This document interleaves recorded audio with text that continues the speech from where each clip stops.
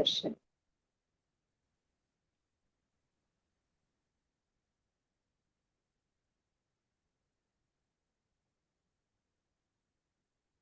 Ma'am you're on mute. या नहीं सुनाई दे रहा है। बहुत बहुत धन्यवाद नमस्कार प्रतिनिधि सभी को। सभी को नमस्ते। नमस्ते। चलिए, तो स्वागत है सभी का इस सत्र में and without wasting much time let us jump directly on the session today. बाद में हम लोग Q&A लेंगे और पहले हम लोग एक इसके बारे में जानने का प्रयास करते हैं। आज का सत्र काफी इम्पोर्टेंट है और क्यों इम्पोर्टेंट है ये मैं बताऊं पहले। पिछले कई सालों से मैं बहुत सारे अलग अलग प्रकार के मॉडलिटीज सीख रही हूँ। स्पेशली अगर एस्ट्रोलॉजी का देखें तो मैं पिछले 4 साल से एस्ट्रोलॉजी बहुत डीप में सीखने का मैंने प्रयास किया, उसके ऊपर काफी रिसर्च करने का प्रयास किया, अलग अलग गुरु से भी सीखने का प्रयास किया, अलग अलग डिफरेंट सोर्सेस से सीखने का प्रयास किया, उसका खुद स्टडी करके बहुत सारे नोटबुक्स भर दिए, बहुत सारे बुक्स भर गए हैं सिर्फ एस्ट्रोलॉजी के ऊपर मेरे खुद के नोट्स से। और उसके भी बाद में अभी का सिचुएशन ऐसा था कि डाउट्स क्लियर नहीं है, अभी भी क्वेरीज है। और फिर अभी जो एक लर्निंग किया which is based on energy basically, तो बहुत स्टार्टिंग में काफी साल पहले एनर्जी हीलिंग हम करते थे, पर अभी जो ये एनर्जी के बेसिस के ऊपर जो अभी सीखा है, तो इसमें ये 4 साल जो एस्ट्रोलॉजी सीखा इसकी जरूरत ही नहीं थी। तो अभी ऐसे लगता है कि अरे इतना इतना एफर्ट क्यों लिए, इतना समय क्यों वेस्ट किया टाइप्स ऐसे। But anyway I know nothing is wasted, I know nothing is a wastage, so that's okay.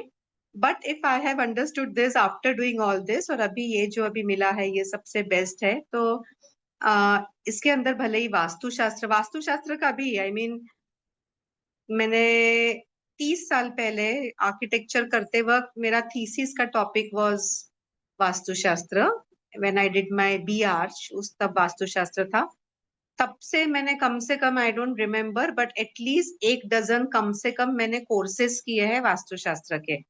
पायरा वास्तु की मैं प्रैक्टिस करती थी और उसके अंदर अलग अलग लोगों ने अलग अलग नाम से वास्तुशास्त्र के कोर्सेस को बेचा है जो मैं करती थी। और कुछ बहुत अर्जेंट कुछ रिक्वायरमेंट हो तो ही मैंने किसी के वास्तुशास्त्र ऐसे किए हैं, क्योंकि मैं बहुत समय उसमें नहीं देना चाहती थी। तो मैंने बहुत वेबसाइट पे भी डाल के वो ओपन नहीं किया था विंडो कि not available, that booking was not available, it was just there कि इट इज देयर। और मैंने हाँ डजन के कुछ आसपास वास्तुशास्त्र के रेमेडीज भी किए हुए हैं, तो उसका भी किया है। पर अभी ये करने के बाद में पता चला कि वो सारे भी कोर्सेज क्यों किए, जरूरत नहीं थी ये करने के बाद में, बिकॉज ये सबका मास्टर है। और सिर्फ उतना ही नहीं, बहुत बार ऐसे होता है अननोन एंड अनसीन बाधाएं होती है, ऐसे कुछ रुकावट होती है हमारे जीवन में जो हमें दिखती नहीं है, हमें समझती नहीं है, और इसलिए हम वो सोच भी नहीं सकते हैं उसके बारे में, हमें ज्ञात ही नहीं होता है।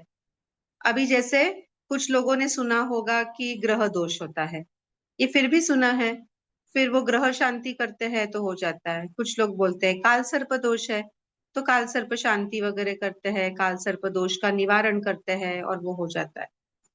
उसके भी अलावा बंधन दोष होता है, उसके अलावा नजर दोष होता है।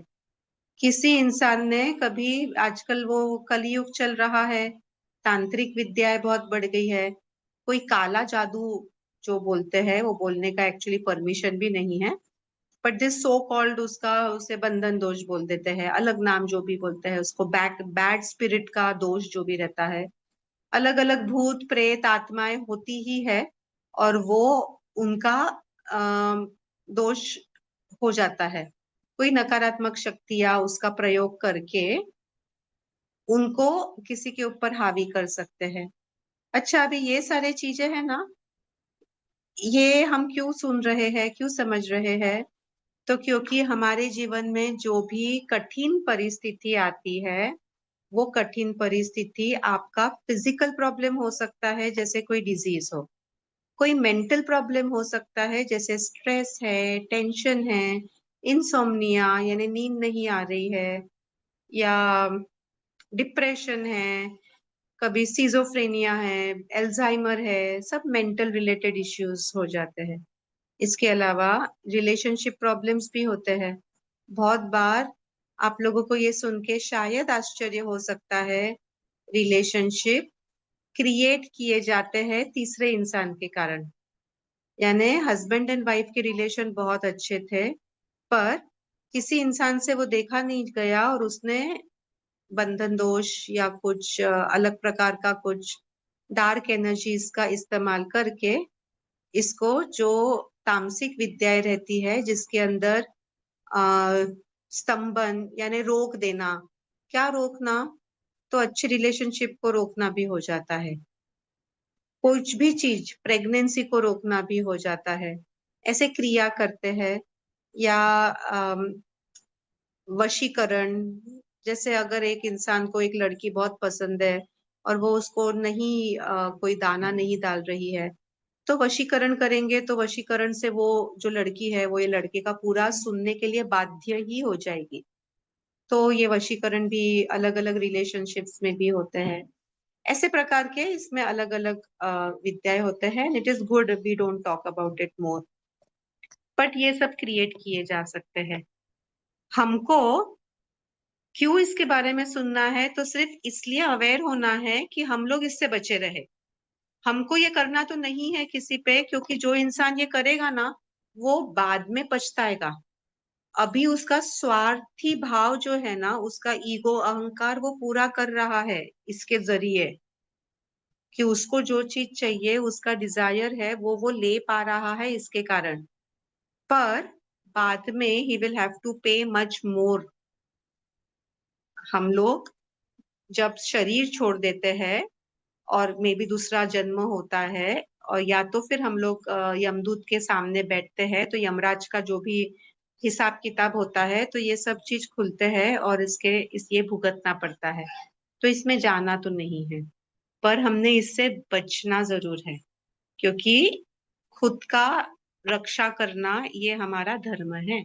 और खुद के रक्षा के लिए, खुद की रक्षा करने के लिए और हमारे फैमिली की रक्षा करने के लिए अगर हमें कुछ भी करना पड़े, तो वो हमारे धर्म से रिलेटेड है। जैसे भगवत गीता जो है, ये भी देखिए कुरुक्षेत्र में कही गई थी, उसके अंदर भी भगवान कृष्ण के स्वयं के ही शब्द थे।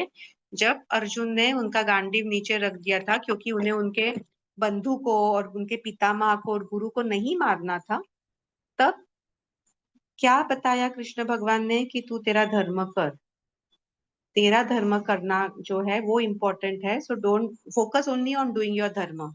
तो हमारा धर्म तो है खुद को, स्वयं को प्रोटेक्ट करना, हमारे फैमिली को प्रोटेक्ट करना, और उसके लिए फिर जो करना पड़े वो हम करेंगे, अगर प्रोटेक्शन के लिए है तो। इन द सेंस, अगर एक डाकू किसी का पेट काटता है तो उसको पाप मिलेगा, पर एक डॉक्टर अगर पेट काटता है इंसान का तो उसको पुण्य मिलेगा। यानी अगर हम किसी के ऊपर कुछ क्रिया करेंगे ना, कुछ वशीकरण करने की, तो पाप लगेगा, यू विल हैव टू पे फॉर दैट। बट अगर हम हमारे परिवार को बचाने के लिए, अगर उसके लिए अगर हम कुछ करते हैं, तो ये पुण्य का काम है, क्योंकि ये हमारे धर्म का काम है।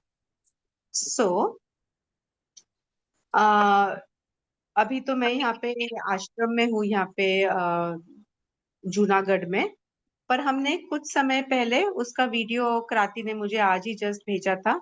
वो आपको याद होगा, एक बार हमने, कुछ नए लोग थे हमसे जुड़े हुए, अपर्णा जी और वंदना जी, इन्हें कुछ बीमारियां थे और उनका फोटो मंगवाया था। और वो फोटो के ऊपर मैंने एक वो लिक्विड और वो रॉड है वो रखकर उन्हें पूछा था, तो उन्हें फर्क पड़ गया था, सिर्फ उनके फोटो के ऊपर वो रखकर। तो ये जो चीज है, इस तरीके से उसके ऊपर कार्य कर सकते हैं। अभी ये क्या है और किस तरीके से करते हैं, तो देखिए, सबसे इजी, सबसे सिंपल ये चीज क्यों लगती है, क्योंकि उसका इम्पैक्ट ऑलमोस्ट तुरंत हो जाता है, फास्टेस्ट होता है इसका इम्पैक्ट। इसके अलावा आसान है ये यूज करना। बस आपने वो रख देना है, उसमें ना आपका समय जाता है, ना आपको बहुत कोई योगासन के लिए बोलते कि एटलीस्ट एफर्ट लेना पड़ता है वगैरह, कुछ नहीं जाता है। तीसरा, ये होलिस्टिक है, यानी समझ लो अगर कोई बीमार है और बीमारी के लिए भी हो सकता है कि समझो अगर किसी ने दोष, कुछ बंधन दोष डाला होगा या नजर दोष लगी होगी, तो उसको अगर ट्रीट कर रहे हैं तो वो दोष के कारण ऐसा भी हो सकता है कि आपके रिलेशनशिप्स भी प्रॉब्लम में हो, फिजिकल प्रॉब्लम भी हो, रिलेशनशिप प्रॉब्लम भी हो, फाइनेंशियल प्रॉब्लम भी हो, पर ये सब की सब है ना इकट्ठा आपके जीवन में इम्प्रूव होने लगेंगे।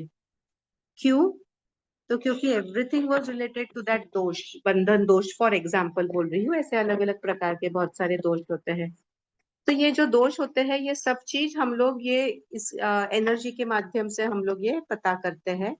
And the fourth thing is, इसके पहले भी जैसे वास्तुशास्त्र के भी मैंने कुछ, जो मैंने आपको बोला था ना कि मैं वास्तुशास्त्रज्ञ थी या हूँ, या उसके मैंने जो रेमेडीज किए थे, और लोग इसमें लाखों रुपए कंसल्टेंसी का लेते होंगे, ये आपको भी मालूम होगा, इसकी कंसल्टेंसी बहुत हाई रहती है, कंसल्टेंसी एंड उसके रेमेडीज। ये वाली जो है ये बहुत ही ज्यादा रीजनेबल रेमेडीज है as compare to all this other remedies of vastushastra. अच्छा, इसके अंदर और ऐसा है कि सब चीज से ये परे है, बिकॉज सबसे मैं आपको डराना नहीं चाहती हूँ, पर भूत होते हैं जैसे भगवान होते हैं वैसे भूत भी होते हैं ना, तो वो एनर्जी स्किल से भी ये चीज काम करता है। क्यों काम करता है? क्योंकि इसमें हम दैवी एनर्जी का सहारा लेते हैं, और क्योंकि दैवी एनर्जी का सहारा लेते हैं इसलिए इसमें साधना करते हैं, और जिनके चक्र बैलेंस्ड होते हैं, साधना करते हैं, जो सात्विक जीवन जीते हैं, ये लोग इसे थोड़े आराम से, आसानी से ये कर पाते हैं। तो इस तरीके से ये एक होलिस्टिक प्रकार का हीलिंग है, और हीलिंग के साथ ये एम्पावरमेंट भी है, बिकॉज अपने आप एम्पावरमेंट हो गई ना, फर्स्ट स्टेप इज हीलिंग, उसके बाद का एम्पावरमेंट। तो एक मिनट, हाँ।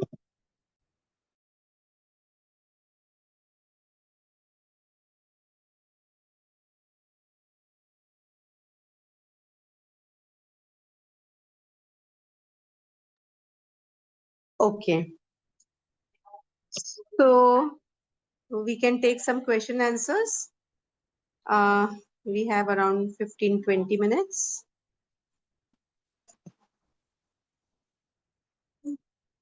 चैट में लिखा है, इस हीलिंग का नाम क्या है? नाम तो हम दे देंगे, कुछ हम बारसा करते हैं, बारसा हम मराठी में बोलते हैं, कुछ भी रख लेंगे हम। मैंने कंबाइन किया है अलग अलग चीजों को, अलग अलग चीजों को साथ में कर रही हूँ अभी मैं। तो अभी इस वीक में हम लोग शुरू कर सकते हैं ये। I will be free now. हाँ रविता जी, पूछिए अनम्यूट करके। नमस्ते दीदी।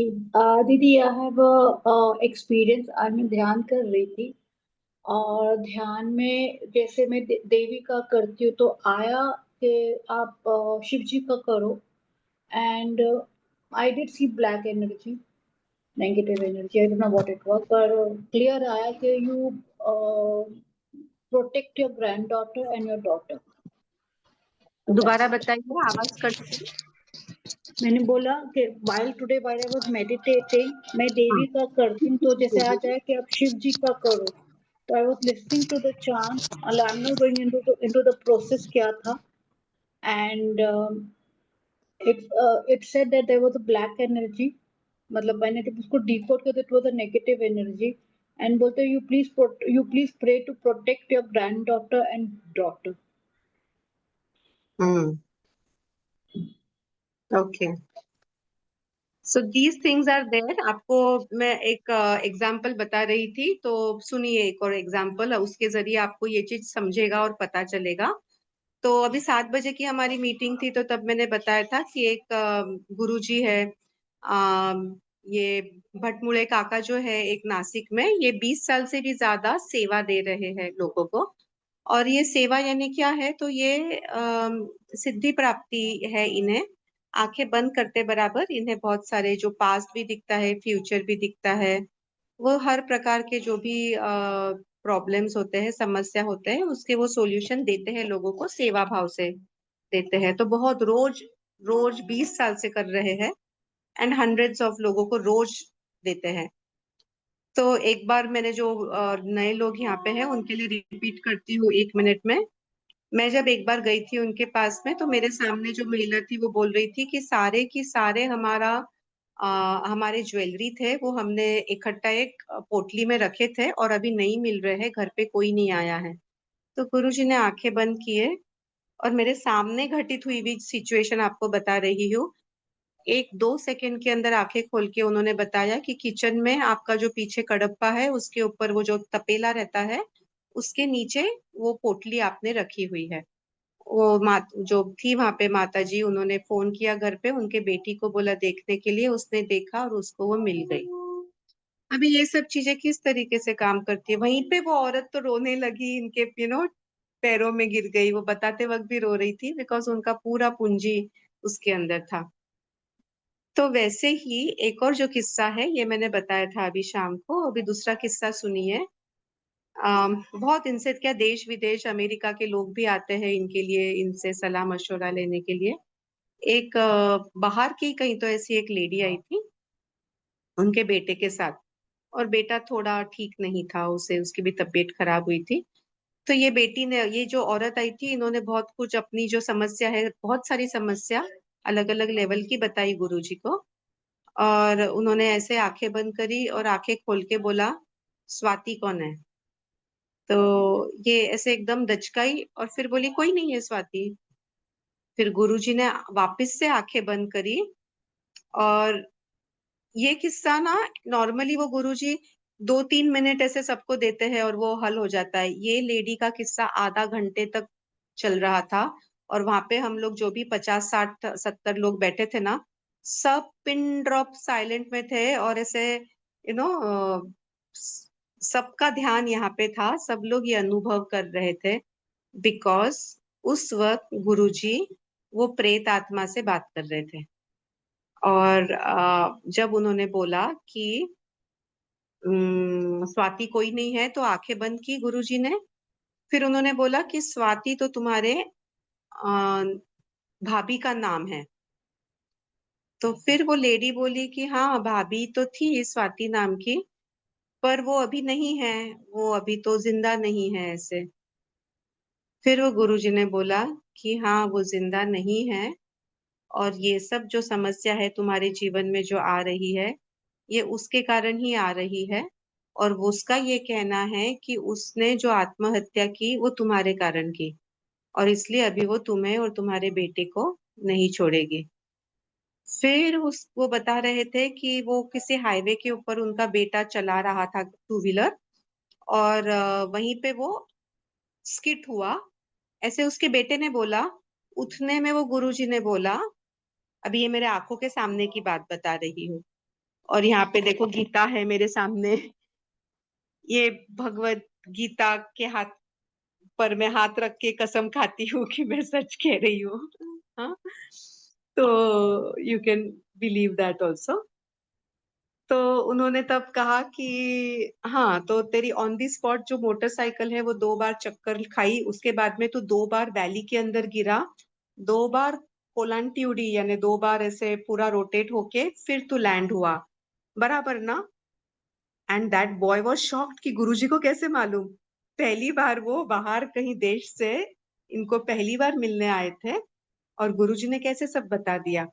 तो वो लड़का पूरा शॉक में था। तो गुरुजी ने फिर उसको बोला ये स्वाति ने ही किया है, यानी वो जो औरत है उसकी जो भाभी जिसने आत्महत्या कर ली थी, उनका कहना था इसके कारण। एक्चुअली ये बेचारी औरत है ना, ये भी दोषी नहीं थी। ये इसका जो भाई है ना, ये शराब पीता था और उसको ऐसे लगा कि ये अच्छी लड़की है, इससे शादी होगी तो इसकी शराब छूट जाएगी, और वो शराब पीता है ये उसने छुपाया, वो रिश्ता इसी ने करवाया। तो इसका बुरा इरादा तो नहीं था, पर उसका भाई इतना शराब पीता था, तो ये जो स्वाति थी जिसका रिश्ता करवाया ये औरत ने उसका भाई के साथ में, तो वो स्वाति का बोलना था कि उसकी तो लाइफ खराब हो गई, इसने उसकी शादी, स्वाति की शादी उसके भाई से करवाई। तो ये लड़ी औरत का बेचारा नेक इरादा था, कुछ गलती नहीं थी वैसे देखा तो, बस इसने झूठ यानी सच छुपाया बेसिकली कि भाई शराब पीता है। पर देखो इस ऐसे चीजों के कारण क्या क्या क्या कुछ नहीं हो जाता है। सो ये आपको मैं इसलिए बता रही हूँ क्योंकि आप ये समझे कि भूत प्रेत होते हैं, स्पेशली जो लोग आत्महत्या करते हैं या जो लोग आकस्मिक मृत्यु होती है, या जिन बच्चों का 8 साल के कम उम्र में देहांत हो जाता है, उन्हें यहाँ पे मुंज भी कहते हैं। जैसे अभी ना मैं गुरुकुल जो हमें खोलना था ना, गुरुकुल और नैसर्गिक जीवन का आश्रम खोलना है, तो उसके लिए मैं बहुत सालों से जगह ढूंढ रही थी, क्योंकि इंजीनियरिंग की जो जगह है वहां पे अभी तक कंड्यूसिव बाकी का एटमॉस्फेयर नहीं था। तो मैं सोची तब तक हम लोग कोई जगह लेके करते हैं। तो बहुत सारे जगह के ऊपर जहां पर मैं जाती थी, तो ऐसे कुछ पहचान के गुरुजी है, तो उन्हें कभी कभी मैं ले गई जो मैंने शॉर्टलिस्ट किए थे जगह पे। तो वहां पे जाते बराबर वो गुरुजी ने बोल दिया कि यहाँ पे वो मुंजी है। मुंजी यानी क्या, वो एक लड़का, वो परिवार का जिसका वो मूंज होता है ना, वो एक प्रक्रिया होती है स्पेशली महाराष्ट्र में, कि जहाँ पे वो बाल निकालते हैं और 8 साल के बाद में जब गुरुकुल में जाना होता है, वो एक रिवाज होता है। तो वो जो मूंज के पहले उसका देहांत हो जाता है और फिर उसे वहीं पे जगह में दफनाया जाता है। अगर उसी जमीन में दफनाया गया तो उसकी जो आत्मा रहती है, जो देखिए वो बच्चे की आत्मा तो तृप्त वैसे ही नहीं रहेगी, और ऐसे ही जो आत्महत्या करता है वो भी तृप्त नहीं रहेगी। और वो जो तृप्त नहीं रहती है आत्मा, वो आत्मा का तांत्रिक लोग प्रयोग करते हैं, उपयोग करते हैं, और इस्तेमाल करके किसी और के ऊपर वो प्रयोग किया जाता है। सो एनीवे, इसका आपको लोगों को अवेयरनेस रहे, आप लोग ये चीज समझे, और इसीलिए ये भी समझे कि दैवी शक्ति से जुड़ना हमें इसलिए जरूरी है, क्योंकि दैवी शक्ति से अगर हम जुटेंगे तो जो प्रोटेक्शन है ना, हमें ये हमारे भगवान देते हैं। फिर हमारे भगवान का हमारे ऊपर अगर प्रोटेक्शन रहा, हाथ रहा आशीर्वाद का, फिर ये आसुरी शक्तियां जो भी है ना, या ये भूत प्रेत आत्मा है ना, ये हमारा कुछ नहीं बिगाड़ सकते। और इसमें ये एक और समझ जाए कि अभी लोगों के लिए जो ये पितृ पंधरवड़ा चल रहा है, या किसी ने बोला कि हम लोग पहले बहुत पितृ तर्पण वगैरह करवाते थे, अभी नहीं करवा रहे हैं, मुझे मैसेजेस भी आए कुछ लोगों के। तो मैंने कहा था आपसे कि 1 महीना पहले ही हमारा पितृ पंधरवड़ा हो गया, जो वैदिक पंचांग हम लोग फॉलो कर रहे हैं। इसलिए वो कैलेंडर आप लोग नहीं फॉलो कर रहे हैं तो अभी नहीं वो ले सकते हैं, उसके कॉमन डेट्स नहीं है। पितरों के बारे में बताना था आप लोगों को कि पितृ जो है ना, ये हमारे दादा परदादा है ना। अभी आप समझ लीजिए, अगर आप दादी या दादा होते हो, तो क्या आप आपके पोती पोते दोइती दोइते के लिए बुरा चाहोगे कभी? आपकी इच्छा होगी कभी बुरा करने की? नहीं हो सकती है ना। वैसे ही हमारे भी जो पूर्वज हुए हैं, जिन्हें हम पितृ बोलते हैं, जो दादी दादा नानी नाना जो भी होंगे, या उनके परदादी परदादा परनानी परनाना, तो ये बिल्कुल नहीं चाहते हैं कि हमारा कुछ बुरा हो। तो पितृ इज डिफरेंट, पितृ को आप इसके अंदर मत जोड़िए। पितृ के लिए हमारा ऋण है, वो हम हैं उनके कारण, तो हमारा ऋण होता है, डेप्ट है, कि हम वो उन्हें एटलीस्ट जल्द अर्पण करें, पितृ तर्पण वगैरह करें, श्राद्ध के अंदर उनकी तिथि के वक्त वगैरह, पितृ पंधरवड़ा में, अमावस को, हाँ, ये कुछ कुछ तिथियों में। सो ऐसे भी कुछ कुछ और कभी पितृ हो जाते हैं जो अतृप्त रहते हैं, बहुत अतृप्त आत्मा रहे ना, तो फिर वो प्रेत योनि में अगर जाए तो फिर लोग उनका इस्तेमाल करके उन्हें ये अलग अलग क्रियाओं के लिए लगा सकते हैं। हाँ, तो अभी ये पितृदोष क्या है, ये एस्ट्रोलॉजर्स ने लाया हुआ ऐसा कंसेप्ट है, क्योंकि अगर दोष बोलते हैं ना, तो इंसान अम, घबरा भी जाते हैं एक तो, और फिर वो लोग कमर्शियल हो गए हैं तो उन्हें पैसे दे सकते हैं। और एक और ऐसा भी होता है कि कभी कभी होता भी है पितृ आपको तकलीफ भी देते हैं, पर उनका तकलीफ देने का इरादा नहीं होता है। आपको तकलीफ होती है क्योंकि उनको आप बहुत ज्यादा तकलीफ हो रही है। आप अगर आपके पितृ को याद भी नहीं करे, जिन्होंने पूरा जीवन आपके लिए ही किया ना, उन्हें यही लगता रहा कि मेरे बाल बच्चों को मिले, मेरे पोते पोतियों को मिले, उनका जीवन आनंदमय हो, उसके लिए वो तड़पते रहे। और आप साल में 10 दिन भी अगर उन्हें याद नहीं करते हो, पितृ पंद्रवड़ा, उनका श्राद्ध के वक्त, अमावस्या के वक्त, उस वक्त भी अगर याद नहीं करते हैं तो उन्हें बहुत ज्यादा दुख होता है। और क्या करना होता है, सिर्फ पानी देना होता है। हम आपने 1 सेकेंड, 5 सेकेंड लगता है, खत्म। ज्यादा समय भी नहीं लगता है। आप 1 मिनट नहीं निकाल सकते अगर पितरों के लिए, तो बहुत उन्हें दुख होता है। और वो दुख के अंदर वो कभी कभी हम ऐसे जो बोल देते हैं ना, शाप शाप बोलते हैं कभी उसे, अपशब्द बोल देते हैं गुस्से में, कि मुझे तो अभी याद नहीं आ रहा है, बताओ आप लोग कुछ सुना है ऐसे अपशब्द बोल देते हैं। तो वो अपशब्द है, वो लग जाता है, उसका शाप बन जाता है और वो पितृदोष कहलाता है, इन शॉर्ट। और फिर उसके अंदर वो पितृदोष इसलिए हो जाता है ताकि आपको याद आए आपके कर्तव्य की, आपका जो ऋण है आपके पितृ के प्रति, वो याद आए, भले ही किसी भी माध्यम से हो। और फिर आप एटलीस्ट आपके पितृ को जल तो अर्पण करें, पितृ तर्पण तो करें।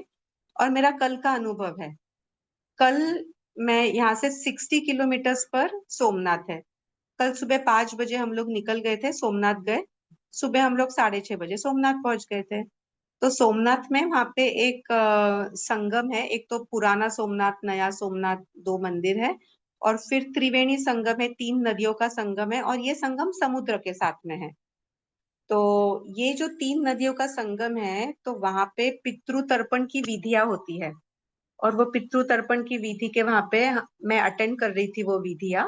मैंने वहां पे स्नान भी किया और बहुत समय में अटेंड कर रही थी। बहुत बढ़िया वहां के जो एक पंड्या है, यानी पंडित, वो जो गाना गा रहे थे, मैंने फेसबुक पे लाइव कल रिकॉर्ड भी किया है। वो जो एक गुजराती गाना भजन गा रहे थे, पितृ के लिए समर्पित था वो भजन। उनके आंग में वो पितृ आए। और मेरे साथ में यहाँ पे आश्रम के कुछ लोग हैं, ये 6-7 लोग हम लोग गए थे इकट्ठा, आश्रम के सब लोग सोमनाथ। तो जो बाकी के लोग थे, कुछ यंग लोग थे, उन्हें उसके ऊपर विश्वास नहीं था, कि उन्हें लगा कि ये कोई ड्रामा कर रहे हैं। तो बॉडी पूरी ऐसी थर थर कांपती है, वो अलग अलग आवाज में चिल्लाते हैं। फिर वो पितरों के आवाज में कुछ बोलते हैं, परिवार के सभी लोगों को वो भाव आ जाते हैं, कनेक्ट होते हैं सब लोग। बहुत आ, गहरे कनेक्ट होके वो रोते रहते हैं जोर जोर से, क्योंकि वो उनके पितरों से कनेक्ट हुए होते हैं। फिर वो पितरों को जल पिलाना वगैरह, ऐसे बहुत सारे रिवाज कल ही मैंने देखे। वो रिकॉर्ड करना उचित नहीं लगा मुझे, तो मैंने वो नहीं रिकॉर्ड किया, क्योंकि उनका बहुत पर्सनल चीज होता है ये। पर अगर आप भी जाएंगे, ये तो मैंने बहुत बार देखा है अलग अलग जगह पे, पर अगर आप भी ये अनुभव लेना चाहेंगे तो जाके आप ये अनुभव ले सकते हैं। तो ये पितृदोष नहीं है, तो हमने देखा बेसिकली ये पितृदोष क्या है। So coming back to our topic, हम लोग ये सारे चीजों से, हाँ, क्या प्रश्न था? अनम्यूट करके पूछिए ना प्रतिभा जी। मैं मैम सो बेसिकली आपने जो चीज बताई, so हम्म we believe कि there is some energy which may not be positive to us and we need to हाँ, protect. हमको अपने आप को बचाना है, अपनी फैमिली को बचाना है, and for that हमको डिवाइन एनर्जी से कनेक्ट होना है, the crux of the whole thing. तो ma'am now what would be the process like, मतलब हमको फिर क्या करना चाहिए इस चीज के लिए? राइट। सो ओके, तो ये जो मैं आपको बोल रही थी, एक होलिस्टिक तरीका है जिससे हम लोग अलग अलग डायस से, अलग अलग प्रकार के मशीन से अलग अलग चीजों को हम लोग समझते हैं, अलग अलग रिपोर्ट बनाते हैं बेसिकली। तो इन 2 प्रकार का होता है अभी रिपोर्ट। एक होता है कि एक पर्सन के प्रेजेंट, अभी एग्जाम्पल आपने ये क्वेश्चन पूछा प्रतिभा जी, अभी का आपका फोटो जो है वो आप भेजेंगे, जिसमें नाभि से यहाँ तक के पूरा दिखता है, without any person standing close to you. आपके करीब दूसरा कोई इंसान नहीं चाहिए। और प्रिफरेबली जैसे अभी आपका बैकग्राउंड है, वैसे ही कोई प्लेन बैकग्राउंड, बहुत ज्यादा झैंग पैंग बैकग्राउंड नहीं चाहिए। ऐसे इसके अंदर आप फोटो भेजेंगे तो वो ऑरा वगैरह जो है उसका एनालिसिस करके अलग अलग डिवाइसेस से उसका रिपोर्ट बनाया जाता है। तो एक होता है personal aura reading, and second होता है वास्तु का ऑरा रीडिंग।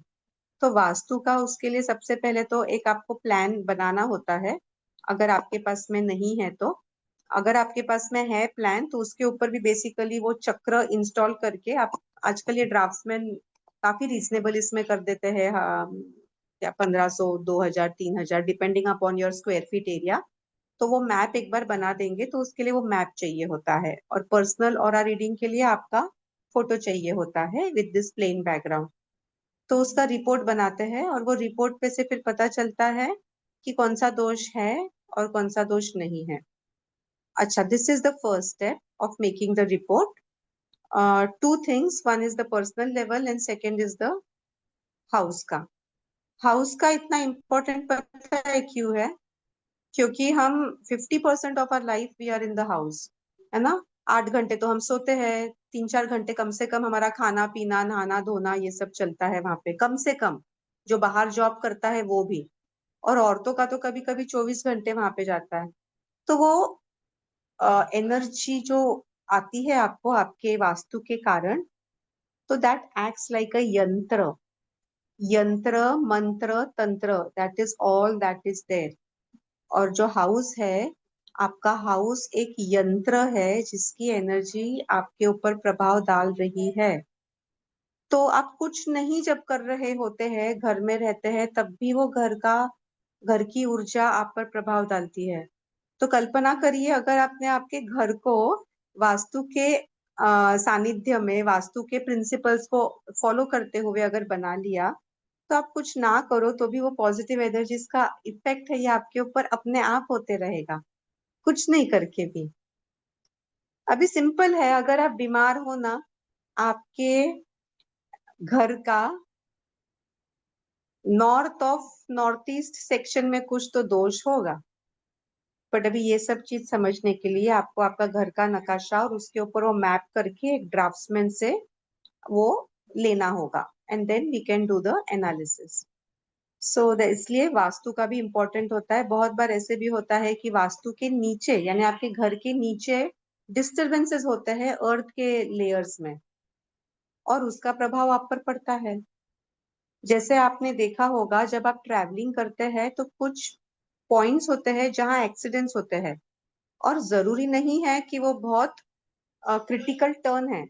क्रिटिकल टर्न नहीं भी होना तो भी बहुत एक्सीडेंट्स होते हैं, और वहां पे बोर्ड लगाया होता है कि accident prone zone, be alert. वो पता है क्यों होता है? ये पूना यूनिवर्सिटी में रिसर्च हुआ है, इसके पेपर्स पब्लिश हुए हैं, आप नेट के ऊपर खोज सकते हैं, आपको ये मिलेगा। ये इसलिए होता है क्योंकि उस पॉइंट के ऊपर जियोपैथिक स्ट्रेस होता है। अर्थ के नीचे के जो डिस्टरबेंस होते हैं, तो मैग्नेटिक रेडिएशंस, कॉस्मिक रेडिएशंस, इसका प्रभाव होने के कारण वहां पे मिसहैप्स होते रहते हैं। और वही सिचुएशन अगर हमारे घर के नीचे आ जाए तो कल्पना करिए क्या होगा। हम सिर्फ बैठे भी है घर में तो वो उसके कारण हमारा स्ट्रेस बढ़ेगा, बीमारी होगी, रिलेशनशिप्स में दूरियां आएंगे। और अभी द फोर्थ पार्ट, इसके जो रेमेडीज है वो इतने सिंपल है, जो ऑलरेडी हमने देखा था पिछले जो एक ज्ञान गंगा का फर्स्ट सेकंड या थर्ड सत्र था। क्रांति ने मुझे लिंक फॉरवर्ड की है, वो फॉरवर्ड कर देगी आपको, या आप ज्ञान गंगा सत्र में देख सकते हैं। वेबसाइट के ऊपर भी हमने meholisticcenter.com वेबसाइट में ज्ञान गंगा का एक पेज बनाया है, और वो ज्ञान गंगा पेज के अंदर हमारे अभी के सारे सत्र का लिंक डाला हुआ है। तो आपको वो लिंक ढूंढने में वैसे भी आसानी हो जाएगी। नहीं तो आप यूट्यूब के ऊपर भी सर्च कर सकते हैं, मी होलिस्टिक सेंटर एंड ज्ञान गंगा एंड, या मेरा नाम, या जैसे क्रांति बताएगी कैसे सर्च करना है। So the fourth part is just having this devices installed at a particular place. तो आपको सिर्फ उस जगह के ऊपर रख देना होता है। एंड स्पेशली इसमें अभी सिर्फ ये है कि ये चीज अभी देखिए, understand from the spiritual point of view. अभी आप लोग ऑलरेडी स्पिरिचुअल मार्ग पे हो, तो ये चीज मैं आपको बता सकती हूँ। हमारे जीवन में अगर दुख और दर्द आ रहा है तो क्यों आ रहा है, ये भी आप लोग जानते हैं, बताएं। प्रारब्ध। प्रारब्ध, वेरी गुड। तो आपको ये तो पता है कि प्रारब्ध के कारण आ रहे हैं। तो अगर ए इंसान बीमार है और बी इंसान ने उसको अगर ठीक कर दिया, अभी ए इंसान बीमार है उसके प्रारब्ध के कारण, पर बी ने अगर उसको ठीक कर दिया तो क्या होगा? वो प्रारब्ध किधर जाएगा बताओ? बी पर।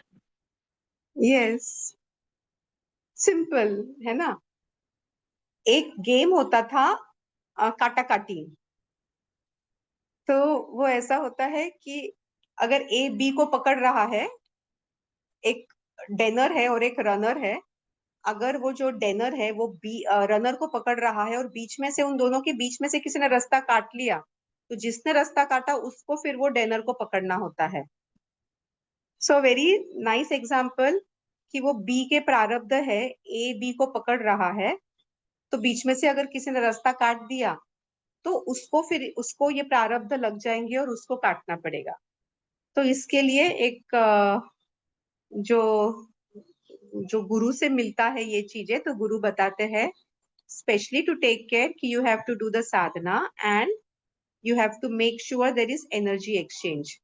तो ये सारे जो इंस्ट्रूमेंट्स हैं ये एनर्जी एक्सचेंज ही होता है। Normally what I prefer to do is do your voluntary donations after the sessions, ये मैं प्रिफर करती हूँ। पर ये चीज में थोड़े प्रारब्ध पिक्चर में होते हैं, और ये प्रारब्ध ऐसे होते हैं कि you have to do some energy exchange for this thing, for the instruments at least. And ये रेमेडीज आप इंस्ट्रूमेंट्स अलग अलग प्रकार के जो भी अभी एक एग्जांपल बताती हूँ। जैसे अगर वास्तु दोष हम देखते हैं तो वास्तु में अलग अलग प्रकार के दोष होते हैं, अलग अलग 45 प्रकार के देवता होते हैं। हो सकता है एक देवता वहां का संतुष्टित नहीं है, उसके उसके मुंह के ऊपर अगर आपने टॉयलेट बना दिया तो टॉयलेट का जो आउटपुट है वो अगर वो देवता के ऊपर है तो वो देवता कैसे संतुष्ट रहेगा ना, वो कितना क्रोधित रहेगा और वो आपको शाप देते रहेगा। तो फिर वो देवता के रेमेडीज करना होता है। या कभी आपके यहाँ पे इन्वर्टर्स है या स्टेयरकेसेस है, underground water tank, overhead water tank, इनका एक अलग अलग एनर्जीज होता है, वो बैलेंस्ड है क्या? और फिर पंच महाभूत होते हैं, अलग अलग एलिमेंट्स, ये बैलेंस्ड है क्या? और पृथ्वी के नीचे के आपके घर के नीचे कुछ स्ट्रेसेस है क्या, ये बैलेंस्ड है क्या? तो ऐसे इनके अलग अलग प्रकार के liquids along with the crystals, ऐसा मिक्सचर होता है बेसिकली, वो बने होते हैं, या रॉड्स भी होते हैं जिसमें अलग अलग ये क्रिस्टल्स होते हैं। तो वो रेमेडी इंस्टॉल कर देना होता है। बट इसका मैंने इतने महीनों में देखा है, बहुत इसका वो इफेक्ट बहुत बढ़िया आता है। जो हमने पिछले फर्स्ट सेकंड थर्ड सेशन में जो कुछ देखा था ना, हमने जो फोटो के ऊपर एक वो रॉड रख दिया था, वंदना जी का था और आई थिंक अपर्णा जी का था, मैंने आज ही एक वीडियो में देखा। So we had done that. So I don't have those liquids right now with me. But ये बहुत नासिक में जब मैं थी तब की बात मैं कर रही हूँ, तब हमने ये किया था प्रयोग।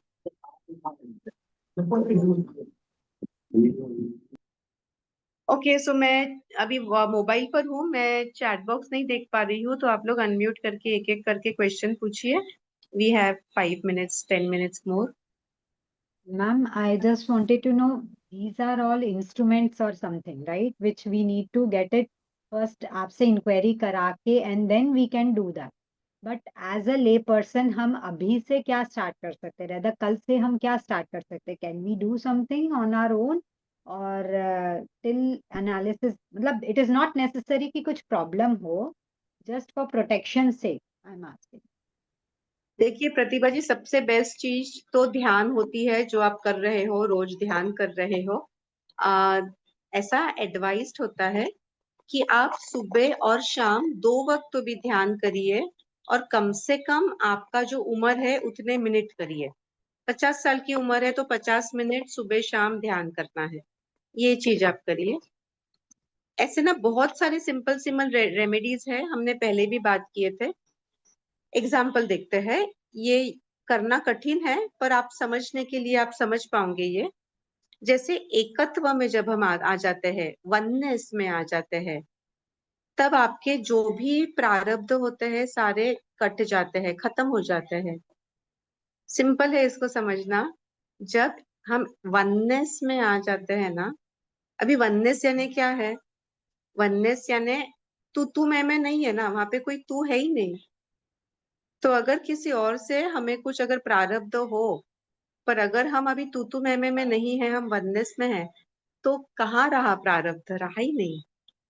और इसका सबसे बेस्ट इजी, अभी ये वननेस में आना बहुत डिफिकल्ट है वैसे, हाँ, कि आप हर इंसान को, हर पशु पक्षी को आपका ही भाव समझो। भगवान ने वैसे गीता में तो कहा है कि हर इंसान में, हर जीवात्मा के अंदर मेरा वास है। पर क्या हम देख सकते हैं? मच्छर काटा तो तुरंत मच्छर को मारेंगे, ऐसे हाथ जाता है। तो डायरेक्टली हम ऐसे आता है, उसने मुझे तकलीफ दिया तो डायरेक्टली मारने का एक मन होता है। तब हमें ये नहीं दिखता है ना कि उसमें भगवान का वास है वगैरह। तो वननेस में आना डिफिकल्ट है, पर उससे आसान है भगवान से जुड़ना। भगवान से जब हम जुड़ जाएंगे ना, तो देखिए अहम भाव नहीं रहेगा, अहंकार नहीं रहेगा। हम भगवान को समर्पित करते हुए ये सब कार्य करेंगे। और हम जो भी कार्य करते हैं, हमने अभी आज 7 बजे देखा था सत्र में, अभी नए लोग हैं उनके लिए मैं रिपीट करती हूँ। हम जो भी कार्य करते हैं, इसके पीछे 5 कारण भगवान कृष्ण ने स्वयं बताए हैं गीता में।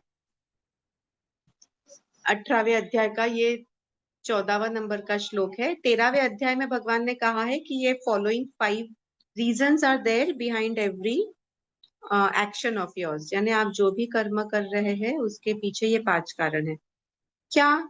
तो भगवान बोलते हैं 18वें अध्याय के 14वां नंबर के श्लोक में, अधिष्ठानां तथा कर्ता करणं च करणं च पृथक विदम। I am forgetting that now. Anyway, उसका मैं आपको अर्थ बताती हूँ। सेकेंड सेंटेंस हम देखते हैं, विविधाश्च पृथक चेष्टा दैवम चैवात्र पंचमम। इसका एग्जाम्पल हम देखते हैं। प्रतिभा जी आपके सामने है गीता? हाँ मैम है।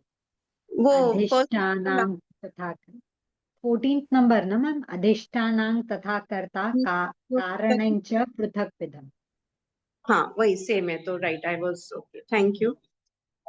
इसका अर्थ समझते हैं हम लोग। अधिष्ठानम का मतलब क्या है कि पहले अध्याय में भगवान ने बताया है कि हम शरीर नहीं, हम मन नहीं, हम बुद्धि नहीं है, हम आत्मा है। हम आत्मा है तो आत्मा कहाँ स्थित है?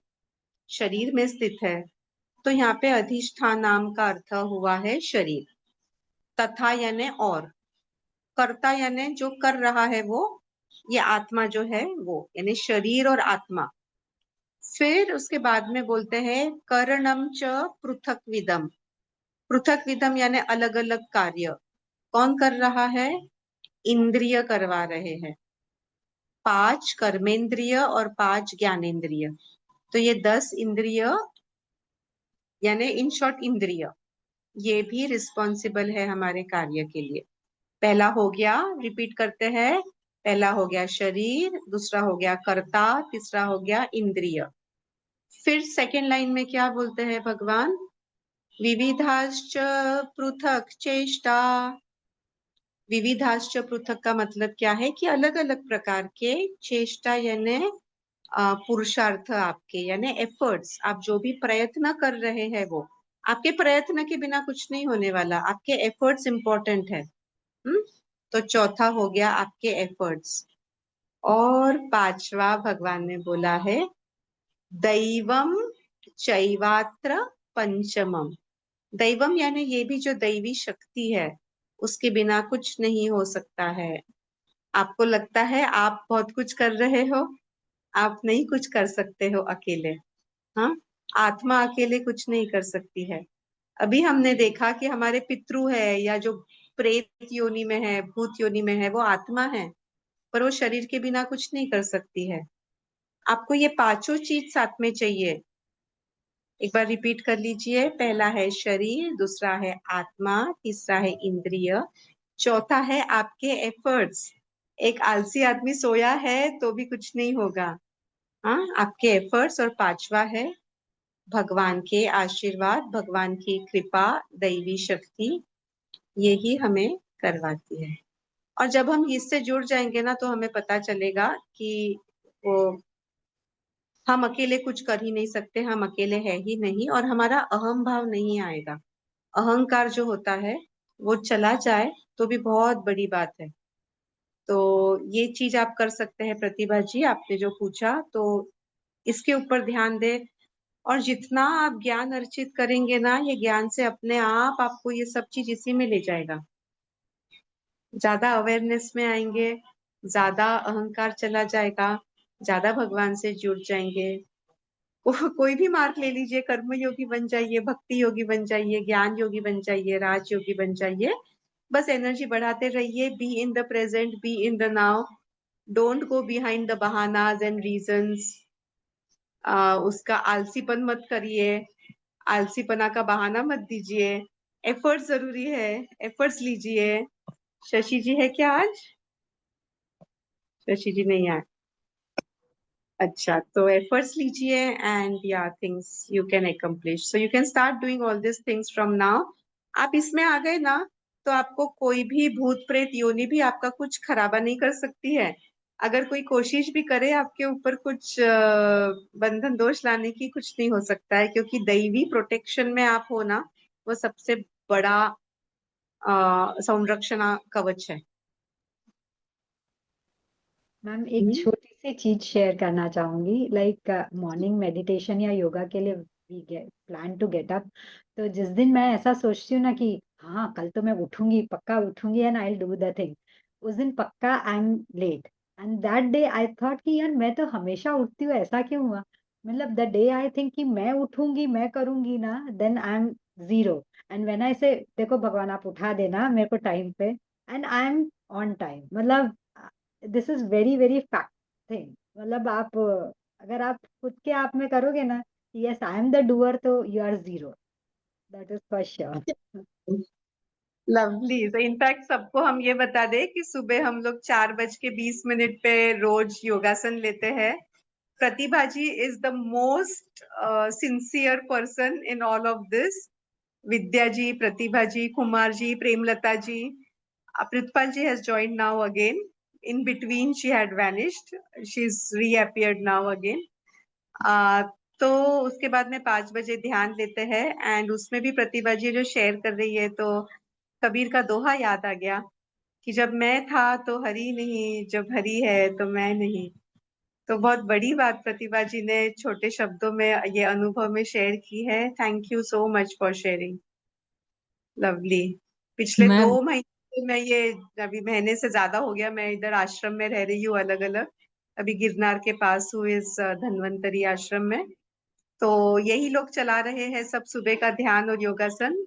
Kumar ji, Vidya ji, Premlata ji, Pratibha ji, and all the entire team. So yes, lovely lovely work. Ma'am can I ask you questions? हाँ, यस यस, बोलिए बोलिए। मैम छोटे छोटे सवाल है, कोई बड़े नहीं। मैम समटाइम्स ऐसा होता है कि नहीं क्या, मैं जैसे ट्रैवल कर रहा हूँ बाइक से, तो कभी कभी जैसे काफी तेज बारिश हो रही है या फिर गलती से कोई मतलब मेरे गाड़ी के नीचे जानवर आ जाता है। समटाइम्स मैं काफी अवॉइड करता हूँ, मेरे 3-4 बार एक्सीडेंट हो चुके हैं। क्योंकि बट मतलब मैं जब ट्रैवल करता हूँ तो मैं कुछ जैसे कोई कुत्ता आया, बकरी आई या कोई गाय आई, तो I try to avoid. But कभी कभी होता क्या है कि कभी कभी फॉग आ जाता है, तो उन्हें क्या मुझे पता भी नहीं चलता कोई जानवर मरा है क्या। उस दिन मेरे मतलब गाड़ी के चक्के में स्नेल आके मर गए। वो स्नेल स्नेल स्नेल को, हाँ, तो पता है वो मुझे। आके मर गए। I feel guilt of that on that time. But मुझे ये नहीं समझ में आया कि मतलब कैसे हो गया ये मेरे से। एंड से दूसरा सवाल ये है मैम मेरा, कि मेरी मम्मी मतलब मेरे नाना को कोई बेटा नहीं है, ठीक है। उन्होंने मतलब एक हेलो, हाँ, पहला तो सवाल उन्होंने, देखिए। हाँ ना मैम, एक क्योंकि तीनों एक साथ पूछ लेता, फिर आप बता देना जवाब। मैं तो फिर पहला दूसरा भूल जाऊंगी। हाँ ठीक है ठीक है। तो आ, देखो ये जो शेयर किया स्नेल के बारे में, देखो जानने अनजाने में हो जाना अलग बात है और पर्पसली कोई चीज करना ये अलग बात है। उसके अंदर भी आप ये ध्यान रखो कि आप निमित्त मात्र हो। आप आपके कर्म में लगे हुए हो, आप आपके कार्य में लगे हुए हो। धर्म से रिलेटेड चीजें करते रहो। बाकी अभी ये तो भगवान कृष्ण ने ही अर्जुन से कहा था कि तू ये मत देख कि तेरे भाई है या गुरुजन है या पितामह है सामने, तू उनको मार रहा है, ये मत देख। उन्होंने क्या कहा? न त्वेवाहं जातु नासं, न त्वं नेमे जनाधिपाः, न चैव न भविष्यामः, सर्वे वयमतः परम्। दूसरे अध्याय में भगवान कहते हैं कि ऐसा कोई समय नहीं था कि तू नहीं था या मैं नहीं था या ये आजू बाजू के लोग नहीं थे, और भविष्य में भी ऐसा समय नहीं आएगा। हम सदा से थे, सदा है और रहेंगे ही। तो तू ये मत सोच कि तू कारण है किसी को मारने का। तू कुछ नहीं मार रहा है किसी को, ये तो बस घटित हो रहा है, एक चक्र है, चल रहा है। तो वो जो स्नेल है उसको भी वो स्नेल का देह छोड़ के अभी आगे तरक्की करना है ना, आगे अच्छे योनि में आना है, मानव योनि पाना है, उसके बाद में मोक्ष मिलेगा। आप कारण मिले हो तो उसके अंदर आप ऐसे वक्त क्या करो, आपके इष्ट भगवान का नाम लेके उसको ब्लेस कर दो and just seek for forgiveness. कि एक है ना, जैन लोगों में बहुत अच्छी प्रथा है, मुझे बहुत पसंद है, तो मैं भी करती हूँ कि जाने अनजाने में मुझसे कोई भूल चूक हुई हो तो मुझे क्षमा करो, मिच्छामि दुक्कडम। तो माफी मांगो, मेरे से जाने अनजाने में ये हो गया है, मैं माफी चाहता हूँ। ओम नमः शिवाय। आपके जो इष्ट देवता है, देवी है, नाम ले लो, उसे ब्लेसिंग्स दे दो। और इसका सेकंड भाग एक और आपको बताऊं कि अभी ये बहुत बड़ी लंबी कहानी हो जाएगी, आप मुझे बाद में कभी याद दिलाना। यहाँ पे जो चोटीला करके, अगर आपको पता है, राजकोट आने के पहले आता है चोटीला, वहां पे वहां के एक साधु रहे हैं। उनकी आपको मैं ट्रू लाइफ स्टोरी बताऊंगी कैसे हुआ है। जो पॉलिटिशियन में थे, उनके बीबी के ऊपर ग्रुप रेप हुआ था, फिर वो पॉलिटिक्स हार गए, फिर वो तांत्रिक विद्या में आए, जिन्होंने वो बीबी को रेप किया था उनको तांत्रिक विद्याओं से उन्होंने मारा। तो ये जो हम तांत्रिक विद्याएं बोलते हैं ना, वो आ, उसके अंदर जो ये उच्चाटन, मारण, वशीकरण, अलग अलग स्तंभन जो होते हैं, तो वो इतने फ्रस्ट्रेशन में थे, उन्होंने मार चौथे लास्ट इंसान को जब मार रहे थे, उनकी बीबी इनके कदम पकड़ी कि प्लीज प्लीज हमारे और हमारे परिवार को बचा लो, हम क्या करेंगे, बच्चे क्या करेंगे। और उन्हें रियलाइज हुआ कि अरे गॉड, मेरे हाथ से तो बहुत बड़ा पाप हो गया। फिर वो उनके गुरु के पास गए और उन्होंने बोला कि मेरे से तो पाप हो गया, मैंने तो मेरा बदला ले लिया। मेरे बीबी के ऊपर जो रेप हुआ था और उसने सुसाइड कर लिया था, तो मेरे को, मैं बदले के आग में मैंने सबको मार दिया। 12 साल की तपस्या के बाद, हाँ, आसान नहीं था ये। और अभी मैं क्या करूं, पर जो किया उस पे भी पश्चाताप है। तब गुरुजी ने उनसे कहा कि अभी तो जो तुमने मार दिया है वो अभी तो प्रेत योनि में चले गए हैं, उन्हें मोक्ष दिलाने के लिए तुम अभी साधना करो।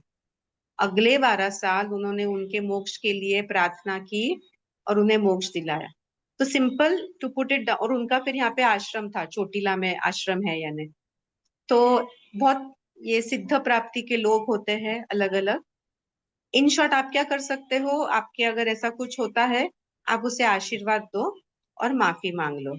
हाँ, मैम लेकिन उस चीज का जो पाप है वो तो मिलता है ना, जैसे भीष्म भीष्म पितामह को भी मिला था।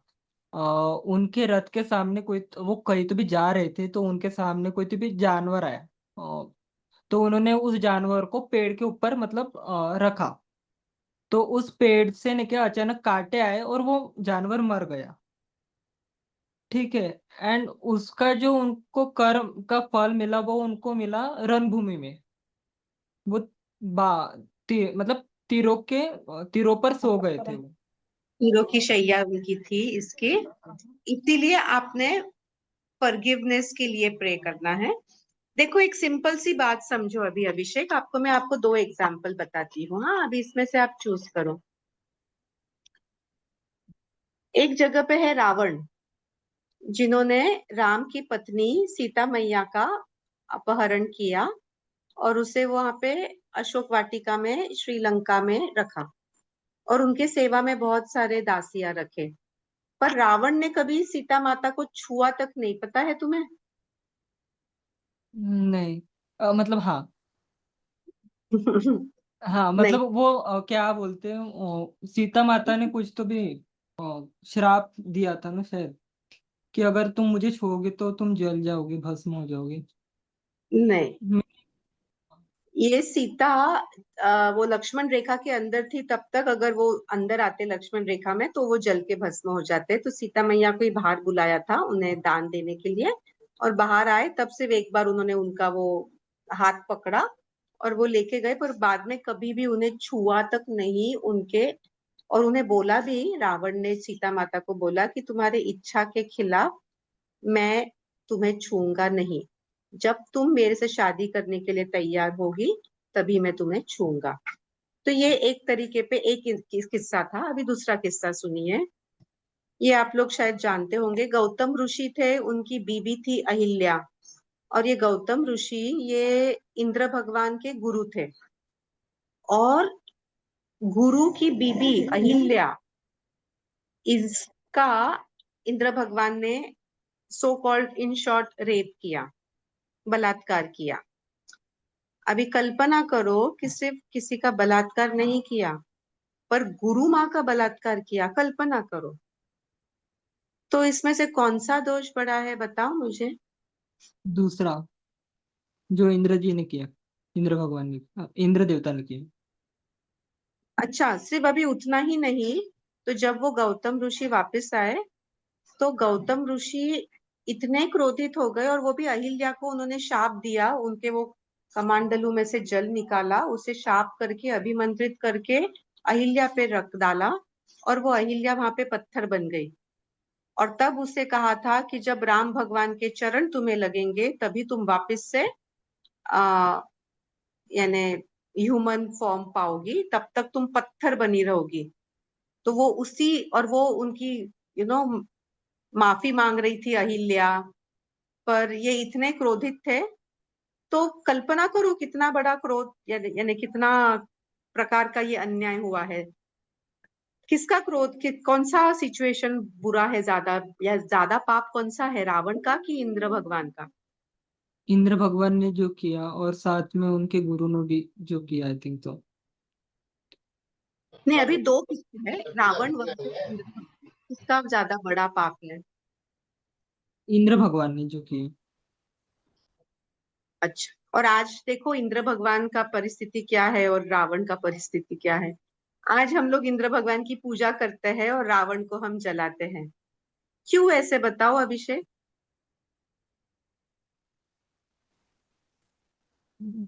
कोई भी बट बता सकता है, anyone, everyone is open to answer. It's ma'am, uh लेकिन इंद्र तो एक नहीं होते ना मैम। अलग अलग युग के अलग अलग इंद्रिय अगर है तो अलग अलग युग के अलग अलग रावण नहीं होंगे अभिषेक? हाँ, वो भी।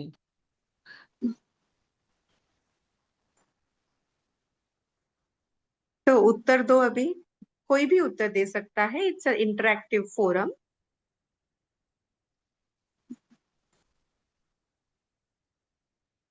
दीदी मुझे लगता है कि रावण को जो जलाते हैं वो के गलत कारण करते से हैं, बिकॉज इट इज उसको more of a political thing, because कर आई दिया रेड था। समवेयर कि after independence it started. Actually देखा जाए तो Ravan was a very learned man and he was a Shiv भक्त, ब्राह्मण था वो। तो कहाँ ना कहाँ मुझे लगता है कि भी जैसे आपके प्लेटफॉर्म से हमें ये समझ में आता है कि व्हाट इज द ट्रुथ। और जो इंद्र भगवान थे उन्होंने वो गलत किया था, which I feel personally which was wrong, क्योंकि एक तो माँ नहीं, एक लेडी को नहीं किया, बट अपनी जो मास्टर है उनकी वाइफ को उन्होंने किया, तो that is very very wrong. तो see answer the question, we have Indra already, भगवान ने प्रायश्चित्त ले लिया क्या? हम रावण अहंकारी थे, उन्होंने सॉरी नहीं बोला होगा, माफी नहीं मांगी होगी। हाँ वही वही। Amazing Neela ji and Sonal ji. रावण को अहंकार था, ईगो भाव था। एंडिंग में भी जब राम के दूत हनुमान जी आए थे तो हनुमान जी ने क्या कहा कि राम भगवान का बहुत बड़ा दिल है, आप अभी भी सीता माई को लौटा दो, राम भगवान के शरण में आ जाओ, वो तुम्हें माफ कर देंगे। पर रावण अहंकारी था, झुका नहीं, माफी नहीं मांगी उसने। हाँ, झुकना ये लोगों को लगता है कि छोटेपन का ये है कि किसी से माफी मांगना या गलत हुआ है कुछ तो वो कबूल करना, ये तो छोटापन है, इसमें दिखता है। ये ऐसा नहीं है। और वही इंद्र भगवान के ऊपर, यानी जब ये गौतम ऋषि क्रोधित हो गए, उन्होंने उनके बीबी को पत्थर कर दिया एंड ही रियलाइज कि he had made a big mistake, और तभी वो शरण में आ गए थे। उन्होंने जो है माफी मांगी, उसके लिए ऑफ कोर्स उन्होंने भी बहुत, उन्हें पापड़ बेलने पड़े जो कहते हैं, उन्होंने भी फिर पापड़ बेले बाद में, पर उन्होंने माफी मांगी। तो सिंपल चीज है इसमें अभिषेक, माफी मांगना, इसका इम्पोर्टेंस जब तुम समझ जाओगे ना, seek forgiveness and you are forgiven. आपसे कुछ भी गलती हो जाती है, इतनी बड़ी गलती जो हमने अभी इंद्र भगवान की देखी, पर फिर भी आज इंद्र भगवान पूजनीय है और हम उनकी पूजा करते हैं। हम लोग वास्तुशास्त्र में तो इंद्र देव को पूरा पूजते ही है, उनके अलग अलग तृप्ति रहती है, यज्ञ में भी करते हैं, हवन में भी करते हैं, इंद्र भगवान की आहुति होती है। तो ये सब क्यों करते हैं? क्योंकि he has been forgiven, he asked for forgiveness and he was forgiven. So very simple thing, Abhishek, just seek for forgiveness मन से, तन से। I hope you got your answer, Abhishek. पर आप मैम इससे म्यूट, एक क्वेश्चन आ रहा है। हाँ अभिषेक तुम म्यूट हो।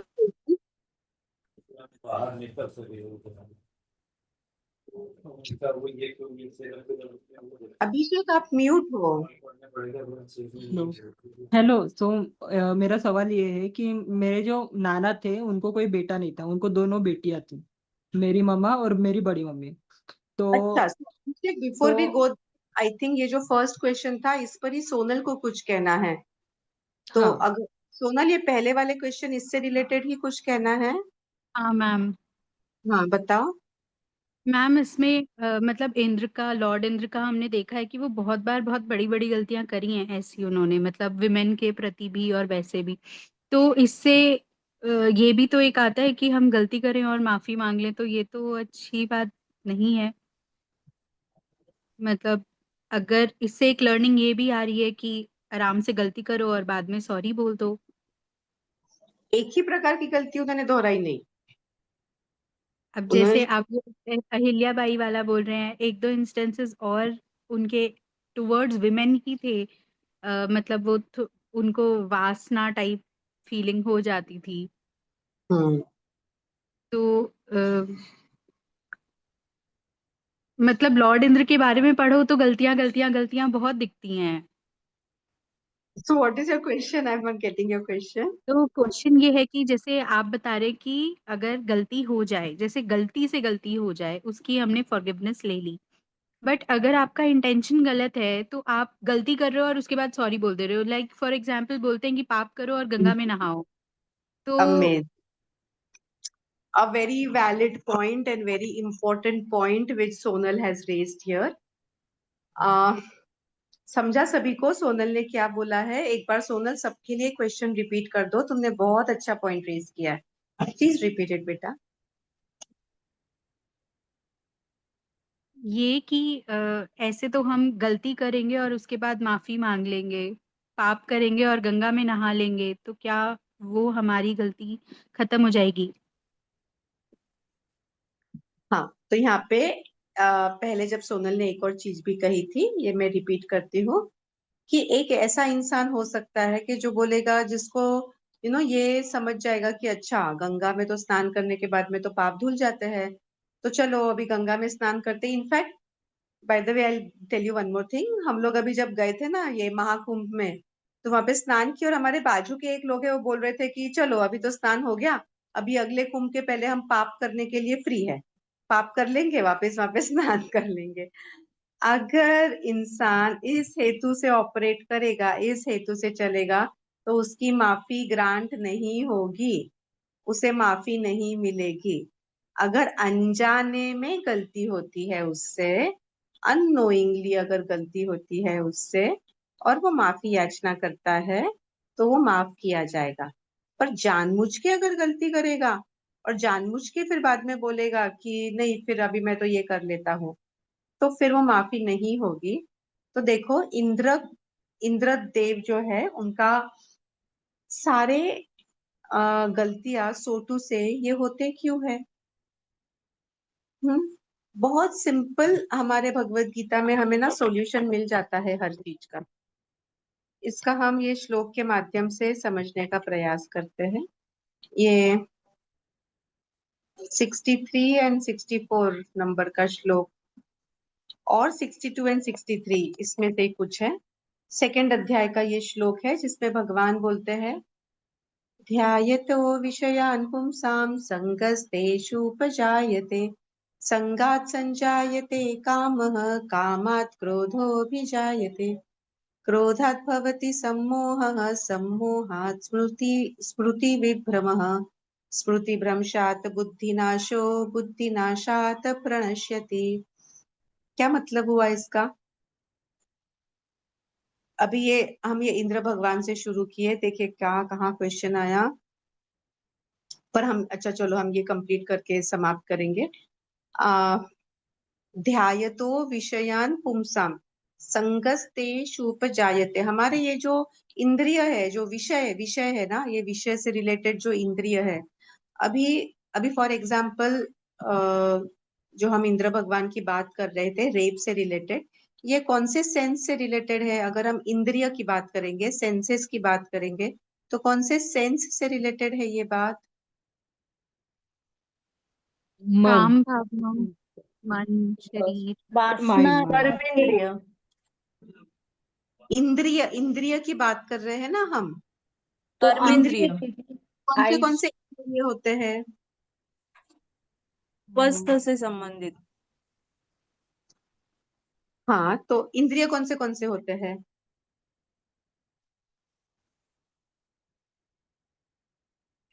आप दीदी लोग आइज टच, आइज हाँ और टच हुआ, स्मेल हुआ, सुनना और हाँ, फील करना। तो स्पर्श होगा, स्पर्श।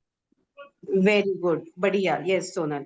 तो हमारे ये 5 ज्ञानेंद्रिय होते हैं जिससे हम ज्ञान अर्जित करते हैं। हाँ, आंखों से देखना, नाक से सूंघना, कान से कान से सुनना, नाक से सूंघना, हाँ, जीभ से टेस्ट करना, और टच, हमारा ये टच जो है वो।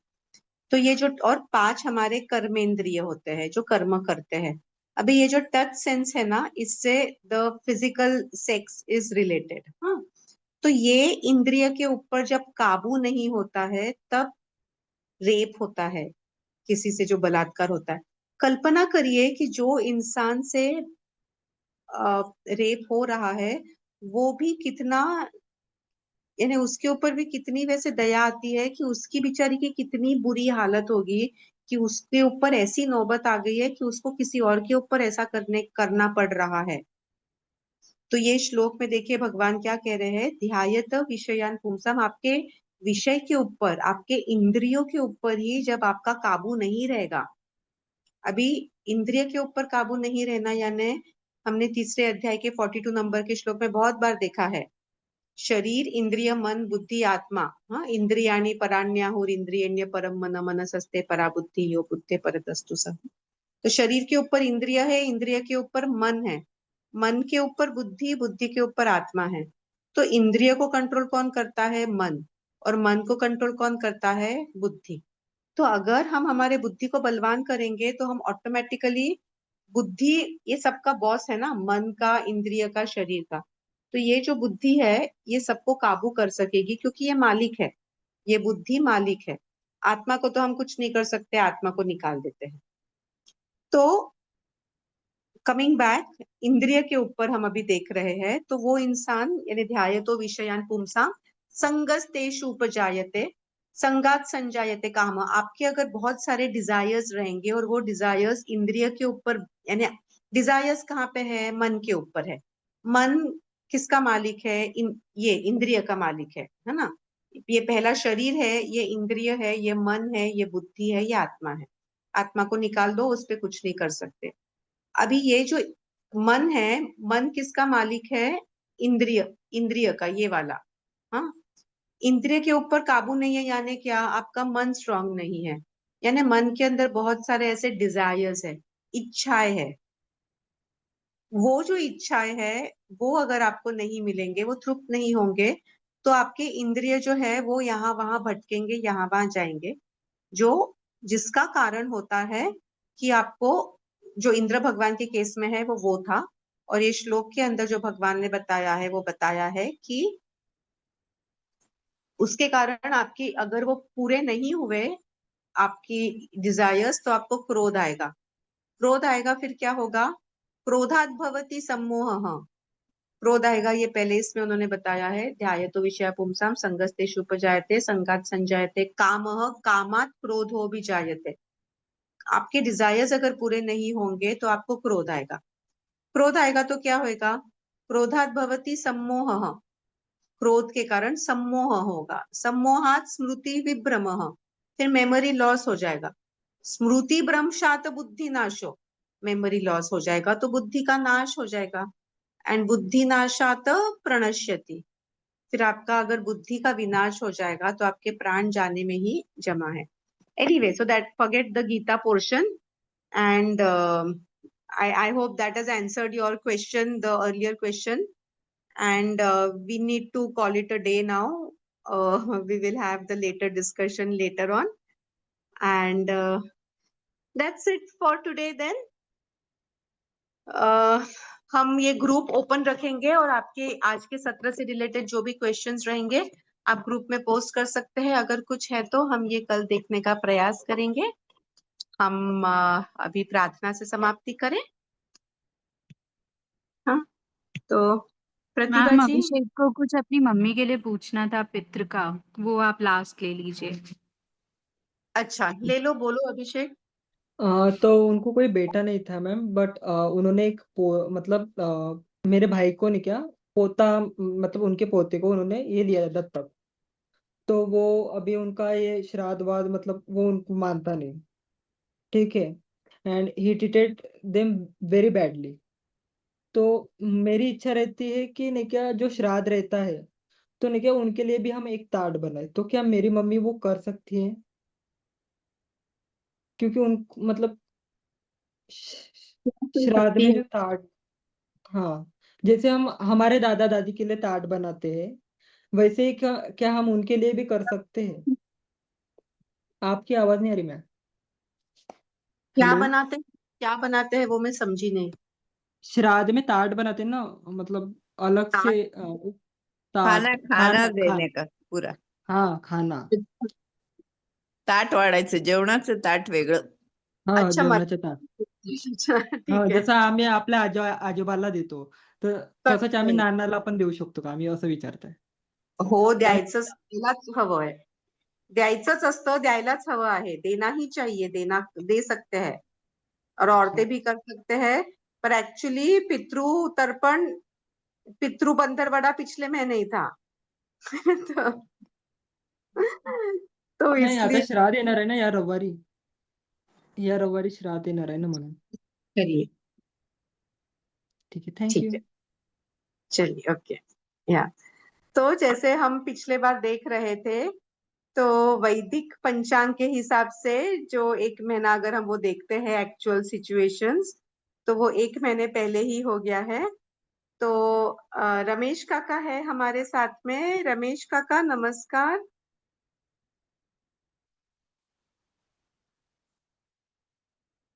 हाँ काका, अनम्यूट करता येईल तुम्हाला?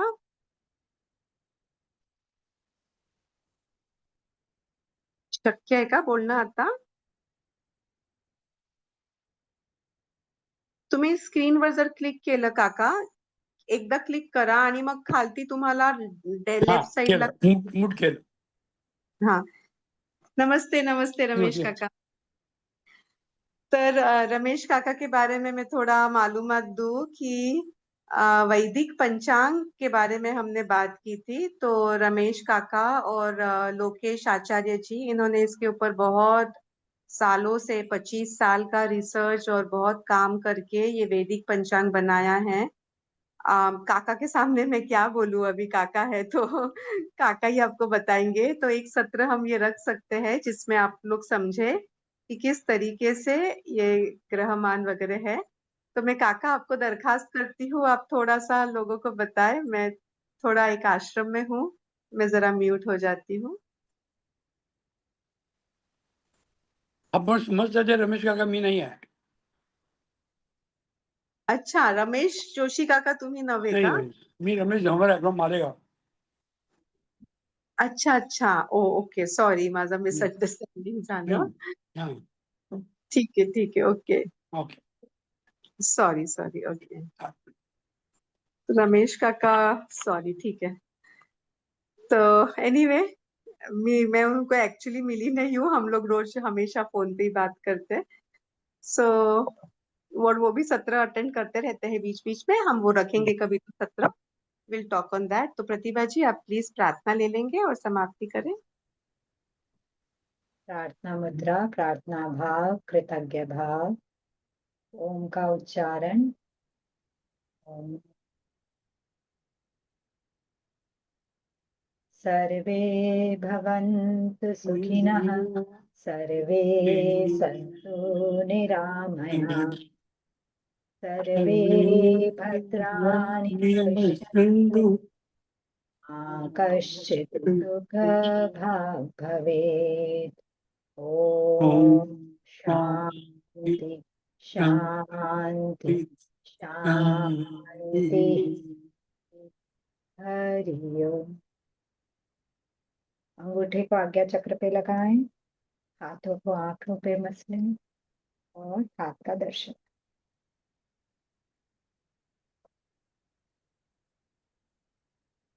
बहुत बढ़िया, बहुत बहुत धन्यवाद प्रतिभा जी, और सभी का बहुत बहुत थैंक धन्यवाद. You so much ma'am. Ma'am आज का Thank- session brainstorming. Nice. Okay, amazing session ma'am, thank you so much. या, थैंक यू एवरीवन. ग्रुप हम खोल देते हैं और you can post in the group. हम लोग कल देखेंगे वापस, कल तक खुला रखते हैं, ठीक है? ओके, थैंक यू शुभ मैम. रात्रि. Thank you. शुभ रात्रि. Thank you. शुभ रात्रि. Thank you. धन्यवाद. धन्यवाद. धन्यवाद दीदी, थैंक यू, शुभ रात्रि. शुभ रात्रि. Thank you ma'am.